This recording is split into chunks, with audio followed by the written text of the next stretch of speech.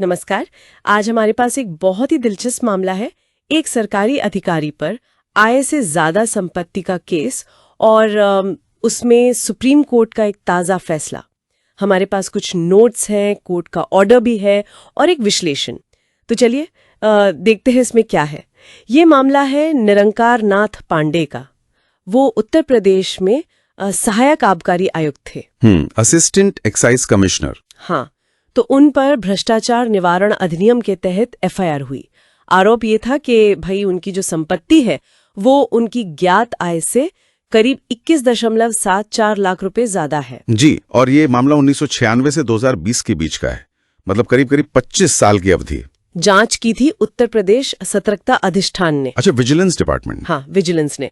उनकी जांच में निकला कि पांडे की जो ज्ञात आय थी वो थी करीब 94.28 लाख रुपीस, लेकिन उनकी संपत्ति और जो खर्चे पाए गए वो थे 1.16 करोड़। तो ये जो अंतर था करीब 21-22 लाख का, इसी को आय से अधिक संपत्ति माना गया। 25 साल, ये वाकई बहुत लंबा समय है। बिल्कुल, लेकिन कहानी में ट्विस्ट यहाँ आता है। पांडे ने इसे चुनौती दी। उनका मेन पॉइंट ये था कि भाई जांच एजेंसी ने उनकी पत्नी की जो इनकम थी उसे तो गिना ही नहीं, उसको नजरअंदाज कर दिया। अच्छा, उनकी पत्नी की भी आई थी? हाँ, उन्होंने बताया कि उनकी पत्नी योग सिखाती थी, खेती से भी कमाई थी और घर का किराया भी आता था। तो पांडे ने अपनी आय बताई 75.73 लाख और पत्नी की 41.67 लाख। और सिर्फ यही नहीं, उन्होंने गहने बेचने से मिले पैसे, कोई बीमा पॉलिसी, पिता से मिले पैसे, वो सब भी बताया। करीब 2.16 लाख रुपए गहनों से, 1 लाख रुपए पॉलिसी से और 49,000 रुपए पिता से। अच्छा, काफी सारे स्रोत थे। हाँ, तो सब मिलाकर उनकी जो बताई गई आय और संपत्ति बनी वो 1.21 करोड़ से भी ज्यादा हो गई। यानी जो 1.16 करोड़ रुपए की संपत्ति बताई थी जांच एजेंसी ने, बिल्कुल उससे भी ज्यादा। बिल्कुल, और सबसे बड़ी बात, उन्होंने इन सब का सबूत दिया इनकम टैक्स रिटर्न्स, मतलब आईटीआरस के जरिए। अच्छा, आईटीआरस फाइल किए थे, ये महत्वपूर्ण है। और यहीं पर सुप्रीम कोर्ट का रोल अहम हो गया।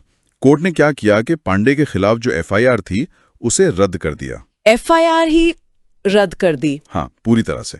और इसके पीछे कोर्ट ने कुछ बहुत महत्वपूर्ण सिद्धांत बताए। पहला और शायद सबसे मुख्य कि आय की गणना करते समय पति या पत्नी की जो वैध और स्वतंत्र आय है उसको शामिल करना जरूरी है, आप उसे छोड़ नहीं सकते। तो मतलब जांच एजेंसी ने जो शुरू में कैलकुलेशन की वो एक तरह से अधूरी थी। हाँ, कह सकते हैं, क्योंकि एक बड़ा आय का स्रोत उन्होंने शामिल ही नहीं किया था। दूसरा, कोर्ट ने आईटीआरस को बहुत वजन दिया।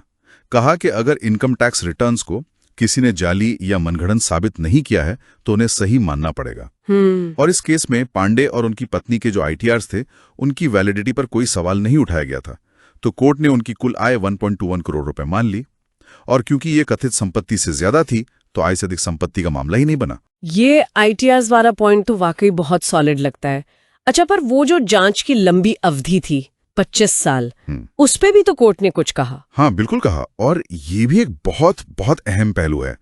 कोर्ट ने ध्यान दिलाया कि इतने लंबे समय में, मतलब 25 साल में, महंगाई कितनी बढ़ जाती है। हाँ, सही बात है। और अर्थव्यवस्था में भी बदलाव आते हैं, तो संपत्ति का जो मूल्य है वो स्वाभाविक रूप से बढ़ता है।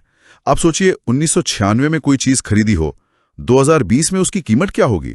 सिर्फ खरीदी कीमत देखना काफी नहीं है। मतलब सिर्फ हिसाब किताब से नहीं चलेगा। नहीं, कोर्ट ने कहा कि जांच सिर्फ एक यांत्रिक या मैकेनिकल तरीके से नहीं हो सकती।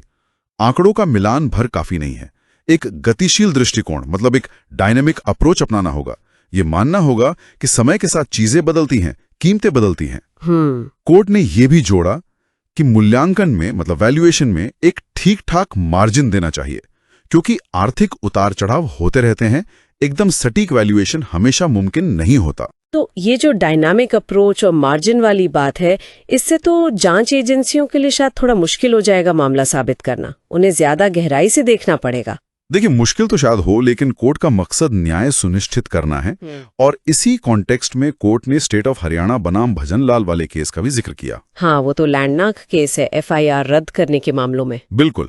कोर्ट ने उसी का हवाला देते हुए कहा कि अगर एफआईआर में जो आरोप लगाए गए हैं वो सारे सबूतों को देखने के बाद पहली नजर में ही कोई अपराध नहीं बनाते दिखते तो एफआईआर रद्द की जा सकती है, ताकि कानूनी प्रक्रिया का गलत इस्तेमाल ना हो। और इस मामले में जब पत्नी की आय और बाकी वैध स्रोतों को जोड़ दिया गया तो पहली नजर में आय से ज्यादा संपत्ति का केस बनता ही नहीं दिखा। समझ आ गया। तो अगर हम इस पूरे विश्लेषण को समेटें तो निचोड़ ये निकलता है कि आय से अधिक संपत्ति के मामलों में सिर्फ गणित का खेल नहीं है। आपको संदर्भ देखना होगा, समय कितना बीता है, वक्त के साथ संपत्ति के मूल्य में क्या बदलाव आया है, और परिवार के दूसरे सदस्य जैसे पति या पत्नी, उनकी अपनी वैध आय क्या है, इन सब बातों पर ध्यान देना होगा। हाँ बिल्कुल। और इनकम टैक्स रिटर्न अगर उसे गलत साबित नहीं किया गया है तो वो एक बहुत मजबूत सबूत है। एकदम सही। ये फैसला निश्चित रूप से भविष्य की जांचों के लिए एक तरह का गाइडलाइन सेट करता है। जांच एजेंसियों को शायद अब ज्यादा बारीकी से और यथार्थवादी होकर काम करना होगा।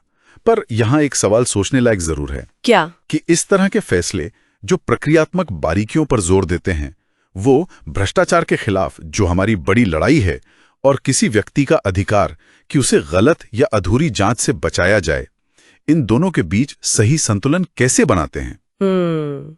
ये सोचने वाली बात है। हाँ, इस पर विचार करना चाहिए।